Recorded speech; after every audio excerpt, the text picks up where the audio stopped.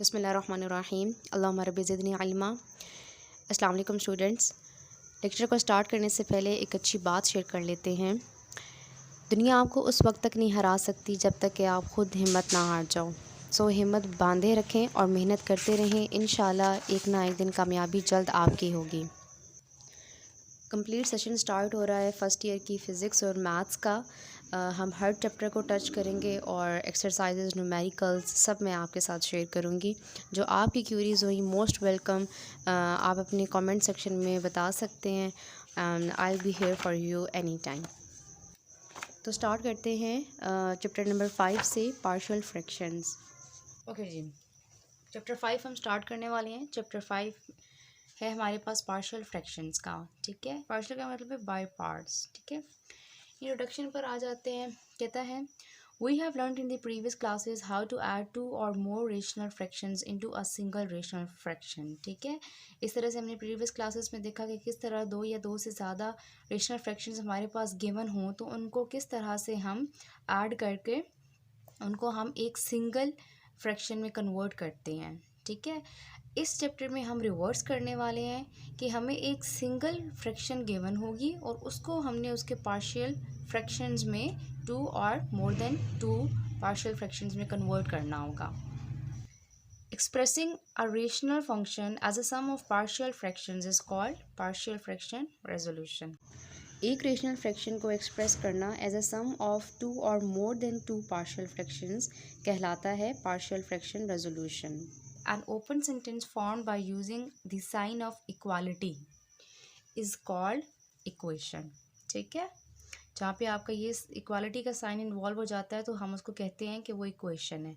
अब इक्वेशन के भी फर्दर 2 काइंड्स हैं। फर्स्ट काइंड क्या है हमारे पास? Conditional equation. कंडीशनल इक्वेशन में क्या होगा, हमें कोई ख़ास कंडीशन दी गई होगी कि एक ख़ास वेरिएबल एक्स की ये वैल्यू हो तो आपकी जो इक्वेशन है उसकी दोनों साइड्स इक्वल आती हैं। ठीक है, it is an equation in which 2 algebraic expressions, दो जो अलजेब्रिक एक्सप्रेशंस हैं राइट एंड लेफ्ट पर, ये दोनों इक्वल होंगी कब? For some particular value of the variable. ठीक है, एक ख़ास वेरिएबल की वैल्यू होगी। जैसे लेट्स सपोज कि यहाँ पर x इक्वल टू 3/2 होगा तो तब आपकी ये दोनों साइड जो हैं वो इक्वल होती हैं। ठीक है, तो यहाँ पे आपके पास कंडीशन आ जाती है इक्वेशन को इक्वल करने के लिए, तो ऐसी इक्वेशंस को हम कहते हैं कंडीशनल इक्वेशन। ठीक है, फॉर सिंप्लिसिटी अब कंडीशनल इक्वेशन क्या होती है? एक्चुअली एक इक्वेशन ही होती है। सेकंड फॉर्म हमारे पास क्या आ जाती है? आइडेंटिटी। आइडेंटिटी क्या है?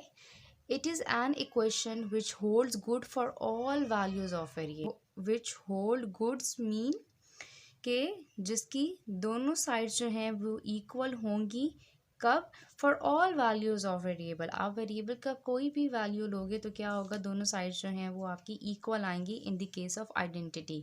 बट कंडीशनल में क्या होगा कि वेरिएबल की कोई एक या 2 या 3 कुछ वैल्यूज़ होंगी, सिर्फ उन पर ही आपकी इक्वेशन जो है वो इक्वल आएगी, जबकि आइडेंटिटी में फॉर ऑल वैल्यूज़। ठीक है, next we have rational fraction. अब हम देखते हैं कि रेशनल फ्रैक्शन क्या होता है। We know that p by q where p q belong to z, ठीक है, and q is not equal to z is called rational number. ठीक है, हमें पता है कि p q क्या है, आपके पास इंटीजर्स हैं। ठीक है, और q क्या है, ये जो डिनोमिनेटर है वो 0 नहीं होना चाहिए। ऐसे नंबर को हम रेशनल नंबर कहते हैं। रेशनल नंबर एक्चुअली फ्रैक्शन की फॉर्म में लिखते हैं, उसको p by q की फॉर्म में लिखते हैं। ठीक है, सिमिलरली अब जब आपके पास 2 पॉलिनॉमियल्स गिवन होंगी, p ऑफ x न्यूमिनेटर में और q ऑफ x डिनोमिनेटर में, तो वहाँ पर q ऑफ x पे क्या कंडीशन लगेगी कि वो should not be equal to 0। ठीक है, तो ऐसी जो फ्रैक्शन होगी आप कहोगे कि वो क्या है? Rational fraction. अब इसकी भी फर्दर आगे से 2 टाइप्स हैं, proper and improper. First type क्या है हमारे पास? Proper rational fraction. ये आपकी प्रॉपर कब होगी? इफ़ द डिग्री मेरे पास क्या है? पावर ऑफ एक्स को कहते हैं। ठीक है, highest power of x, highest power of x को कहते हैं। ठीक है, अगर p ऑफ एक्स न्यूमिनेटर में जो आपके पास पॉलिनॉमियल गिवन है उसकी highest power of x less होगी to the highest power of x in the denominator, तो आप कहोगे कि ये मेरे पास क्या गिवन है, एक प्रॉपर रेशनल फ्रैक्शन गिवन है। फॉर एग्जांपल यहाँ फर्स्ट पे देखें, ये था मेरे पास 3/x + 1। न्यूमरेटर में x की कोई फॉर्म नहीं है, इट्स मीन कि x की यहाँ पे पावर 0 थी, ठीक है। तभी किसी भी चीज़ की जब पावर n की पावर, किसी की नंबर की भी पावर 0 हो जाती है तो वो आपके पास इक्वल टू 1 आ जाता है, ठीक है। तो ये आपका क्या होगा, 1 बन जाएगा और 1 3 के साथ मल्टीप्लाई होगा तो 3 ही रहेगा। तो फ़र्क नहीं पड़ता आप x की पावर 0 लिखो या ना लिखो, एक ही बात है, ठीक है।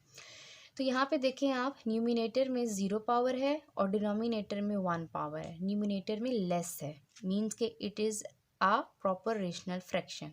नेक्स्ट, न्यूमिनेटर में 1 पावर है हाईएस्ट x की और डिनोमिनेटर में 2 पावर है। Again numerator power in the numerator is less, so ये भी क्या है, प्रॉपर रेशनल फ्रैक्शन है, ठीक है। और थर्ड केस में भी क्या है, आपके पास न्यूमिनेटर में 2 लेस पावर है और डिनोमिनेटर में 3 ग्रेटर पावर है, तो ये क्या होगी आपके पास, ये भी प्रॉपर रेशनल फ्रैक्शन है। सेकेंड टाइप हमारे पास आ जाती है इम्प्रॉपर रेशनल फ्रैक्शन की।